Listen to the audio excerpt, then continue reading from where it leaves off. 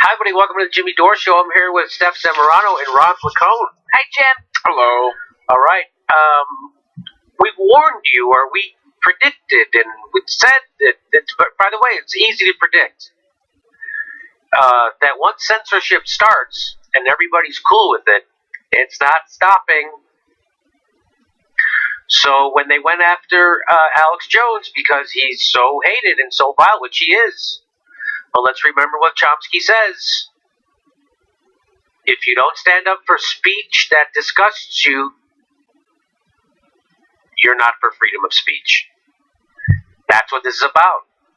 When I was a kid, the ACLU used to defend the Nazis when they would march in Skokie in Chicago, which was a lot of Jewish people in Skokie, so the Nazis liked to march there to piss them off, and the ACLU would defend their right, and we all understood that they weren't defending Nazis, they were defending freedom of speech, because if you can take it away from someone you hate, you can take it away from someone you like.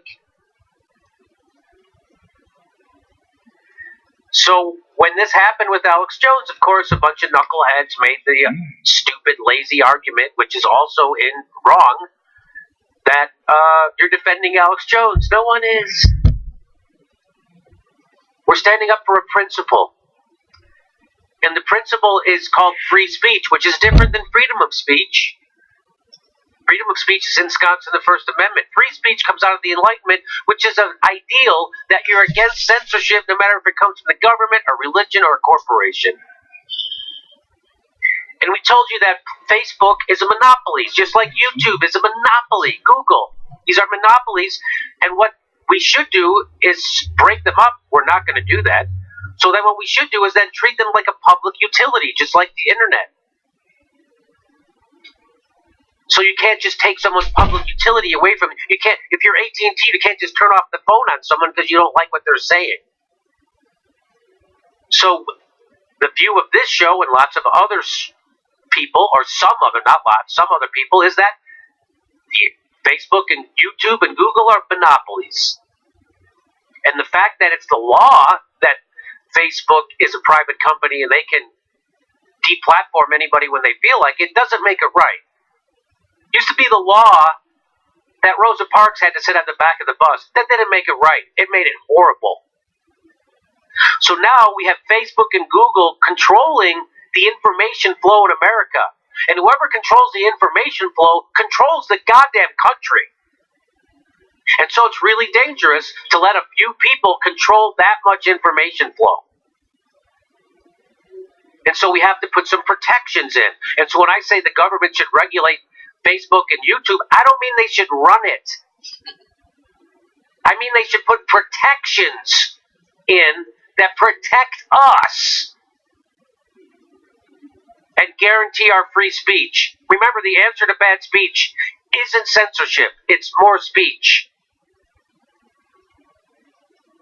So we said there's going to be unintended consequences for all the knuckleheads on the left who are cheering on the deplatforming of Alex Jones, and well, lo and behold, here it is. Telesur, Facebook has deleted our Facebook page for a second time this year without any explanation.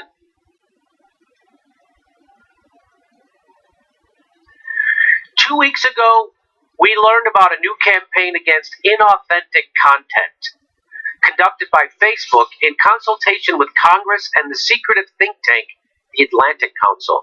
So this is an article written this week by Matt Taibbi in Rolling Stone. And this is some stunning info. Hey, Jimmy, but before you go on, let's go back to that first paragraph real quick here where they say, conducted by Facebook in consultation with Congress. All the people that are saying when we talk about, free speech principles and how Facebook should be a utility, all the people saying, oh, you mean the government's going to regulate and stuff? Look, Facebook and the government are in bed already anyway, and not in a good way. So Julian Assange laid this out. In 2010, I saw a speech that he gave. He said, when the censorship happens in modern times now, it will be through the corporate state. So the Congress, in consultation with the Atlantic Council, do you know what the Atlantic Council is? The Atlantic Council is the people who got us in every illegal war since 1970. Well, even before that, because Henry Kissinger's on the Atlantic Council, and he was instrumental in the Vietnam War, which was a big lie. And then the first Gulf War, which is also a big lie. The last Gulf War in Iraq, also a big lie. Libya, also a big lie. Syria, also a big lie. So these MFers, in consultation with Congress, are doing the censoring. So it is the government through the corporate state, just like Ron just said, just like Julian Assange predicted. And why are they doing it? Why would Facebook roll over to Congress? Because they don't want them to break them up. Because they're a monopoly. They don't want them to break. They don't want regulation. They're like, well, okay, we'll do it. Don't worry. Whatever you want, we'll do it. These people are, well, we're going to get to it. So there he goes. The Atlanta Council, whose board includes an array of ex-CIA and Homeland Security officials, in the name of cracking down on alleged Russian disinformation efforts. So also, like we told you, the knuckleheads on the left, whose instinct is to, and reflex is right wing, even if they're on the left. Their instinct is right wing, and they're pushing Russiagate with zero evidence. Even though William Binney, the top NSA codebreaker, has told you when the CIA says we have high confidence, that means they have no evidence. That means they're lying. So the people pushing Russiagate, and we've said on this show, and we've warned them that when you push Russiagate, it will come back to be used on you. As soon as you go against anything the establishment wants, whether it be single-payer health care, or whether it be the next war, or the current wars, they will then smear you as a Russian. So all this is happening because they're fighting Russian disinformation. And what's happening? Well, as a part of a bizarre alliance of internet news distributors and quasi-government censors, the social network zapped 32 Facebook accounts. Oh my. And pages, including an ad for a real No Unite the Right too. That was an anti-racist counter-rally in D.C. They took something that's anti-racist. They took down. To left. Last week we saw another flurry of censorship news. Facebook apparently suspended VenezuelaAnalysis.com, a site critical of U.S. policy towards Venezuela. Because the United States is trying to overthrow another sovereign government as we scream about Russia putting Facebook memes up that nobody saw. We're actually trying to overthrow a government. Twitter suspended a pair of libertarians, including Daniel McAdams of the Ron Paul Institute and Scott Horton Show of antiwar.com for using the word bitch directed towards a man in a silly political argument. They too were later reinstated.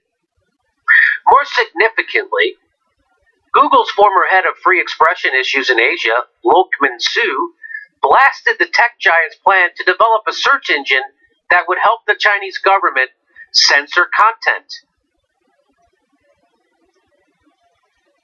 First reported by The Intercept, the plan was called a stupid move by Tsai, I guess that's how it's pronounced, who added, I can't see a way to operate Google search in China without violating widely held international human rights standards.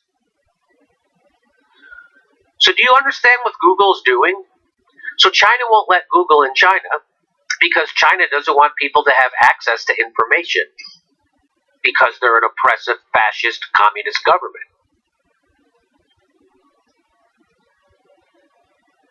So Google wasn't allowed to be in China. And then they were like, well, how about if we invent a Google that pre-censors out all the stuff you guys don't want your people to read? Then can we get a Google in there? They're literally, see what Julian Assange said? They're literally going to governments facilitating censorship. Oh, no problem. We'll give you a search engine. Google will give you a search engine, and we'll figure out how to make an algorithm that takes out all the information that undermines your fascism. Google is going to do that. Remember they used to have a motto called "Do No Evil"? Wasn't that it? Do no evil. Mm-hmm. There they were, trying to get in bed with the Chinese government to help them carry out censorship in their own fascist way. these are the people you want to give freedom to decide who gets to speak on monopolistic platforms like YouTube, Google, and Facebook? These are the people you want deciding? Yes, it is. A lot of people on the left totally okay with it because Alex Jones is a jerk. And of course, they don't know anything about what I'm talking about now because they're lazy. And they don't really care about the issue, and they don't understand what it means to have a principle. So they don't have principles. What they have is hatred for Alex Jones, and then they'll have principles afterwards.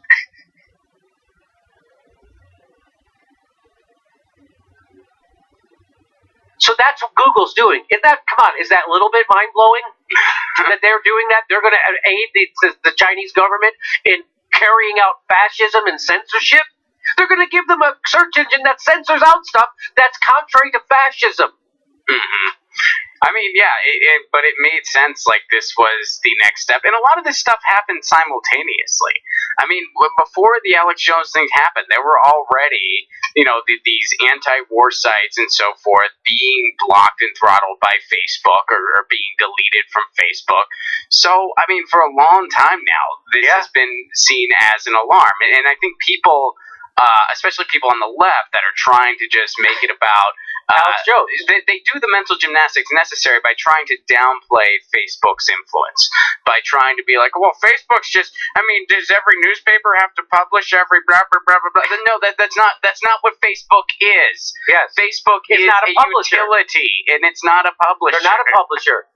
Facebook is, by the way, there's a law that was written in 1996 that says they can't be sued. Mm-hmm. For whatever goes on their platforms. You can't be sued for it. That's in the law. Yeah, and as we've said, that's an example of them wanting to have their cake and eat it too. Yes. Because they're saying, oh yeah, we're just an open source thing. We're just, anyone can have a profile, right. Whatever. Well, unless we don't like it, then we have to enforce unless stuff. Henry Kissinger says he doesn't like you, Mm-hmm. or Congress says they don't like you, then we'll take it down because Congress told us, or Henry Kissinger told us. That's crazy. That's what a lot of people on the left are literally advocating.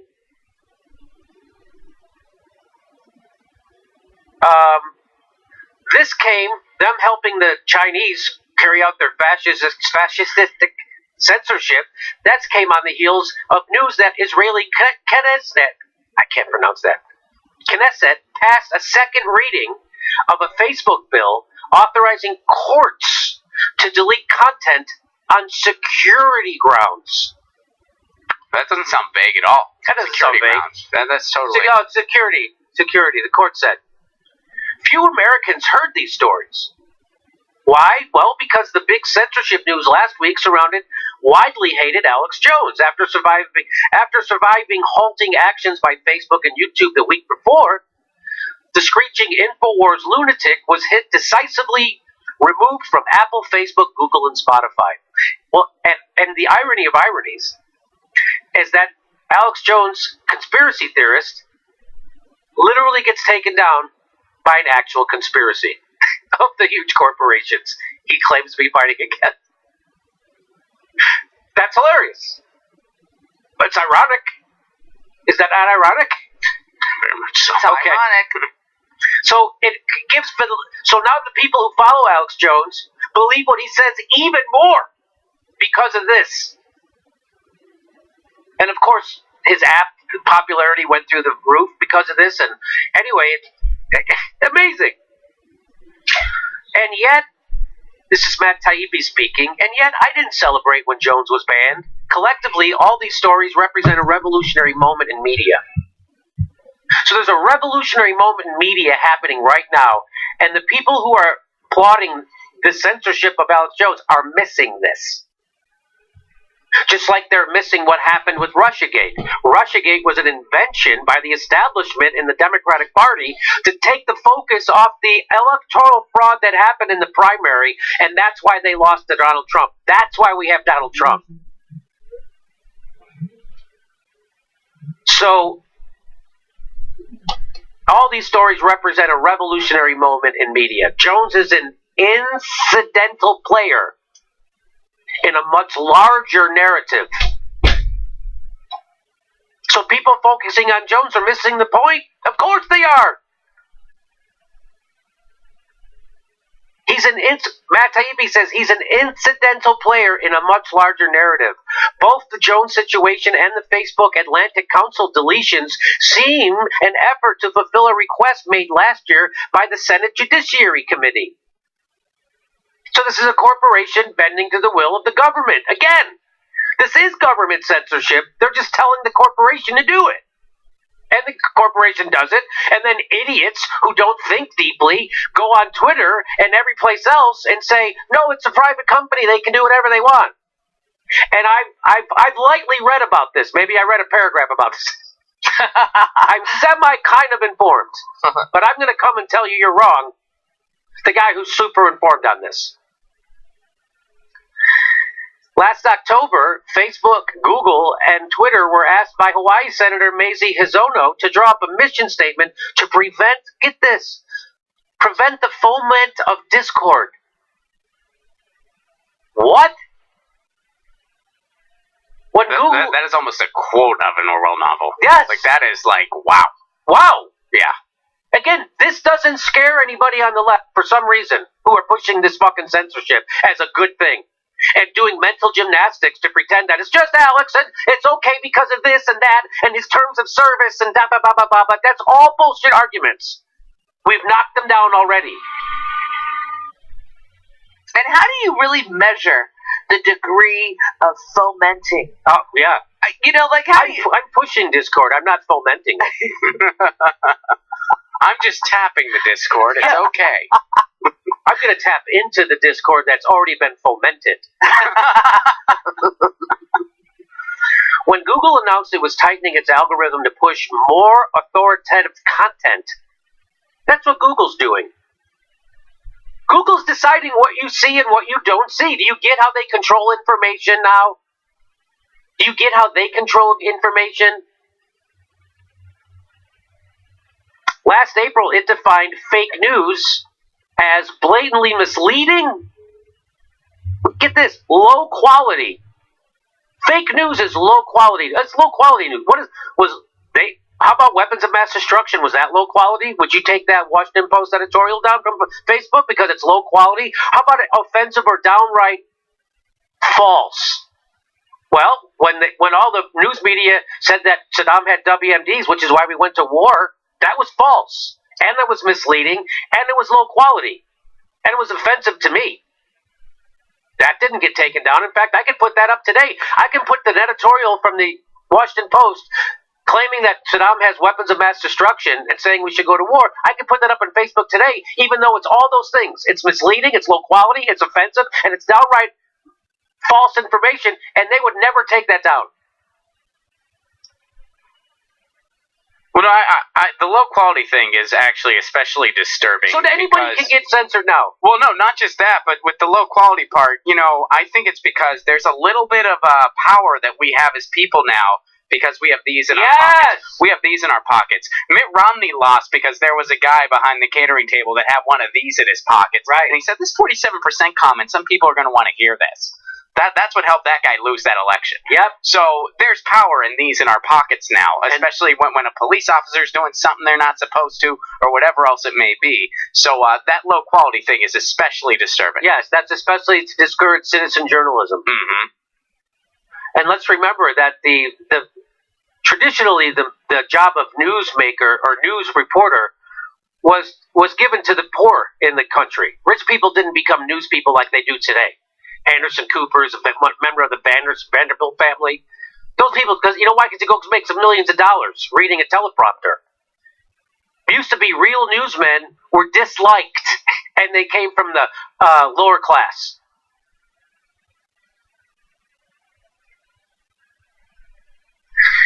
It isn't clear, but within short order, a whole range of alternative sites from Alternet to TruthDig to the World Socialist website started complaining about significant drops in traffic, apparently thanks to changed search processes. So the fact that they do these algorithms in secret,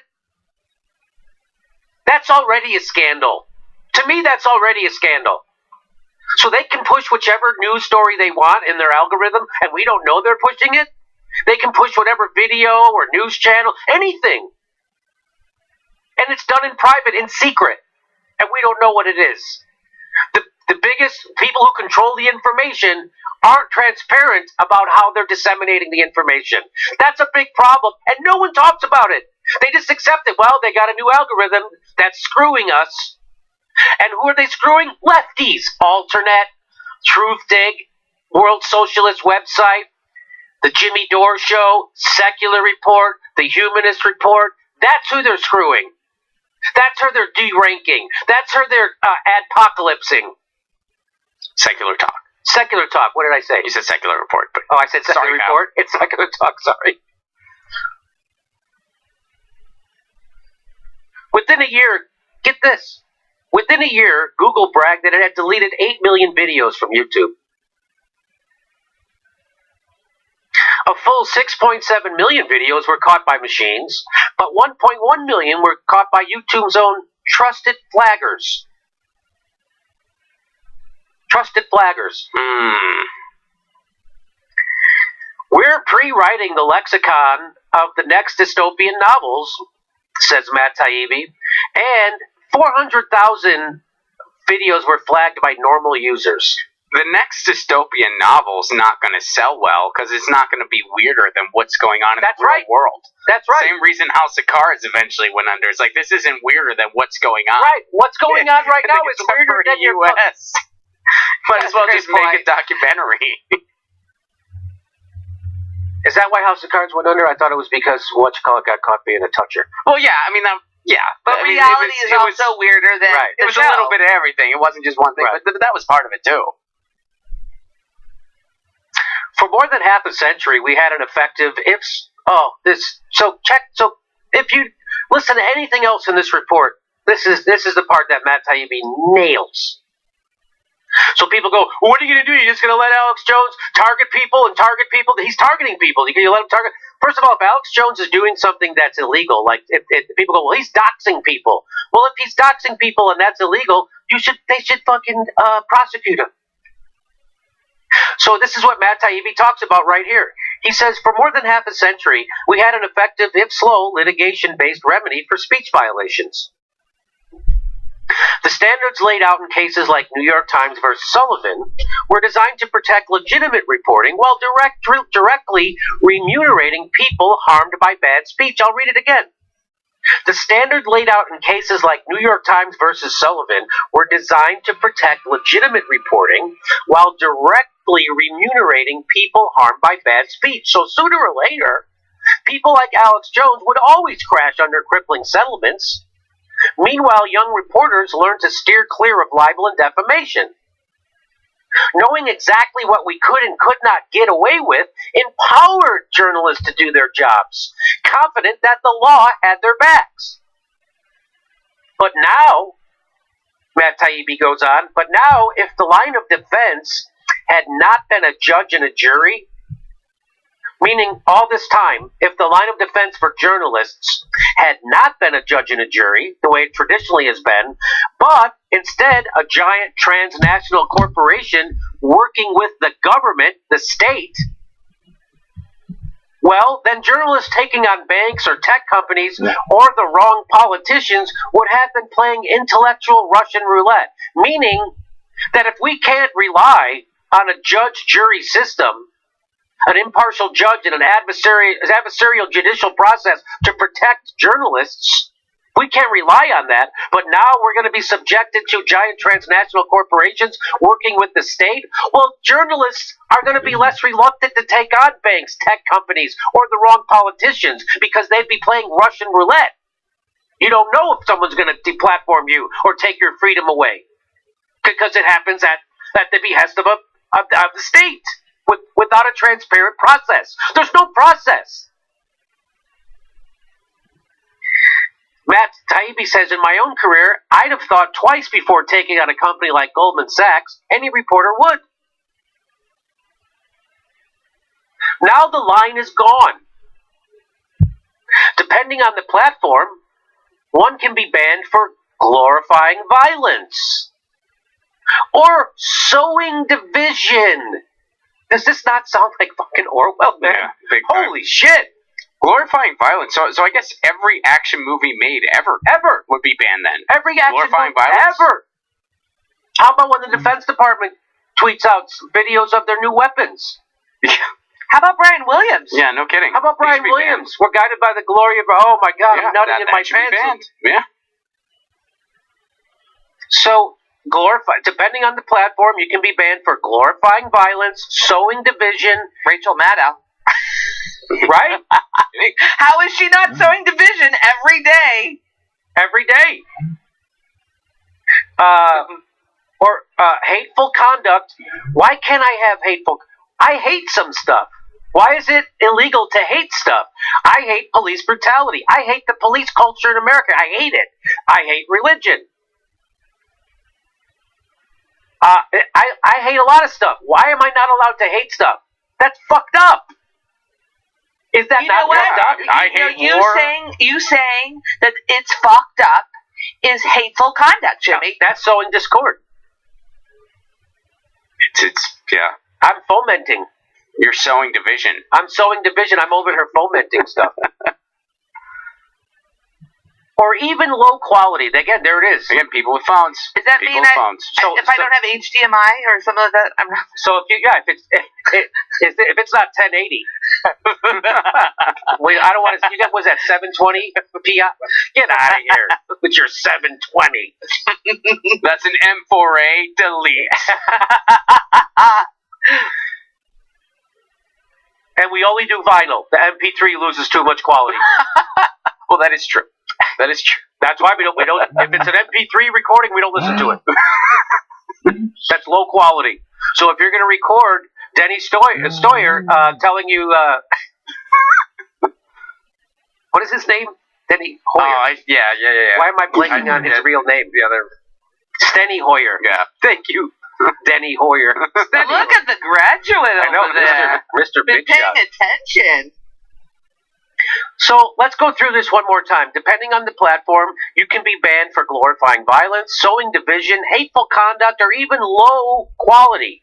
With those terms defined, and who defines those terms? Well, nameless, unaccountable executives working with God knows whom. Now, I was on a show yesterday, The Aggressive Progressives, and there was another person on that show who was literally advocating for this. A good person. One of my best friends in the whole world. So that's why this is scary to me. Because people of good conscience are getting it wrong. Yes, we are.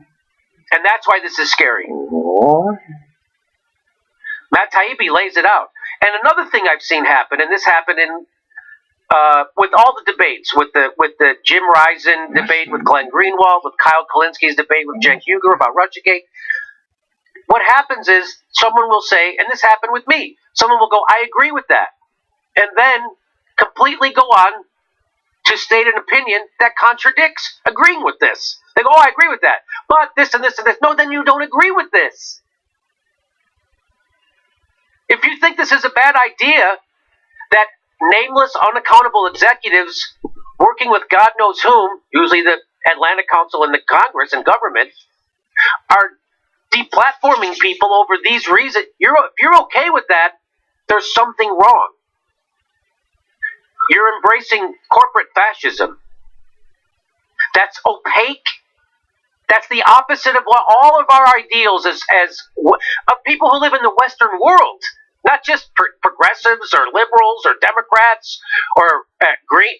This is everybody. Conservatives, independents, lefty. We're all supposed to agree that an opaque process to take anyone's rights away is wrong. We're all about transparency because democracy doesn't run on trust, it runs on mistrust, which is why you have transparency, which is why courts are open. You have an open court. You're allowed to confront your accuser. Go ahead, Ron. Well, what I love to ask people, because I've been having plenty of arguments about this too, I'm just like, look, would you defend Facebook's corporate personhood over the greater good? Because that's what you're doing. Yes. If it wasn't Alex Jones that got caught in the crosshair, say it was somebody you were either neutral towards or liked, would you still be defending Facebook's corporate personhood? Well, here we are. Over the, here they are. They're throttling Truth Out, Alternet. They deplatformed Telesur. Right. And You go, well, come on, because people are like, Jimmy, Alex Jones. Dude, Well, that's what I'm saying. That's what I say to those people. Yeah. Yeah. Yeah, the establishment has come after me specifically in this way. They've tried to discredit us. Why? Because we tell the truth about war. And we tell the truth about CNN. And we tell the truth about the establishment news. And so they try to discredit us. I told people as soon as we make a difference, they're going to come at us. And fuck if they didn't. Jimmy, I want to read the old Google Code of Conduct that started with "Don't be evil." Don't be evil. And then Usually you're supposed to have an affirmative type of phrase, right. Phrase, but "Don't be evil" is pretty funny. Yeah. But they're like hip and stuff. It's like, don't be evil, bruh. Right? So "Don't be evil" is their code of conduct, and it said Googlers generally apply those words to how we serve our users. But "Don't be evil" is much more than that. Yes, it's about providing our users unbiased access to information. They don't do that. They don't do that. It's very biased access. They have algorithms. Focusing on their needs and giving them the best products and services that we can. But it's also about doing the right thing, more generally, following the law, acting honorably, and treating coworkers with courtesy and respect. So that's all gone. That's all gone. That's all gone. So, although they don't have "Don't be evil," I guess it just must be, it's okay now.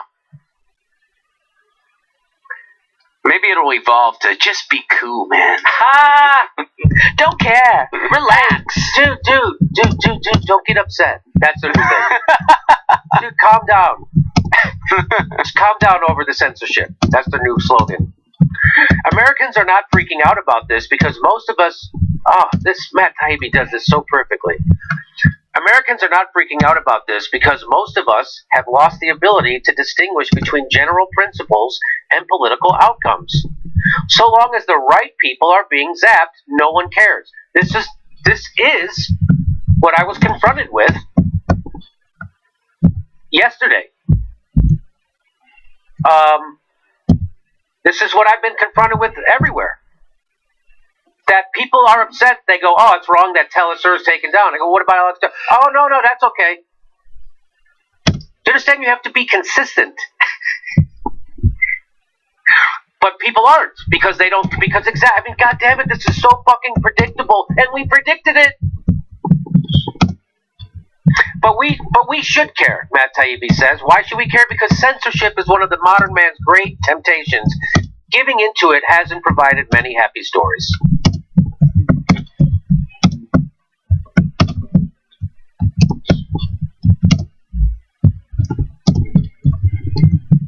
So I have a whole... how long has this segment been? I gotta stop.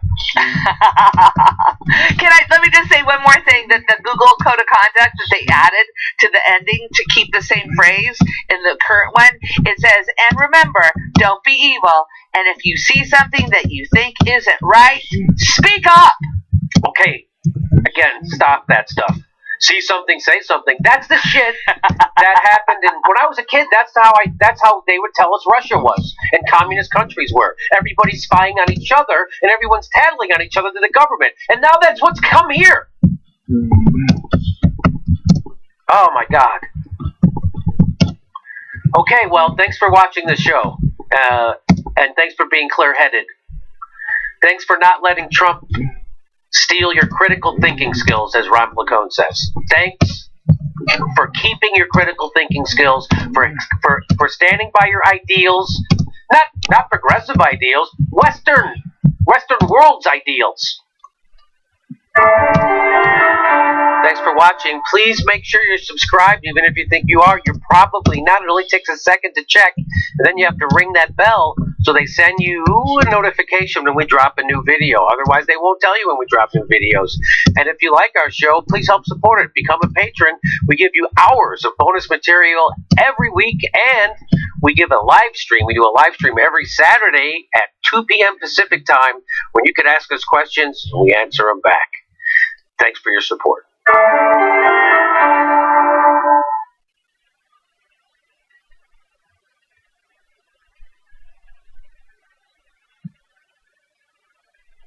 Don't overcomplicate your trading. Hey guys and gals, my name is Jason Bond, and I'm the founder of Jason Bond Picks. Easy is good if it works, and it has for me and for my millionaire students. That's why I use and teach only 3 trading patterns. And I've taught it to celebrity clients like Jose Canseco and the fighter Frank Mir. And as a former elementary school teacher, I know how to teach so that it's simple and easy to grasp. But I also know how important the money can be. We were in nearly $250,000 worth of debt. Then I committed to tackling out that debt. And I got serious about trading with the 3 simple trading patterns. I changed our lives for good. And it can work for you too. And I'm teaching them in a free, upcoming online training. You'll have to ask yourself one question. What would you do with the new income? Whatever it is, I don't care. It's going to be awesome. And you can achieve it once you've learned and mastered these 3, just 3 trading patterns. To join me in this awesome training, click here now. Thank you.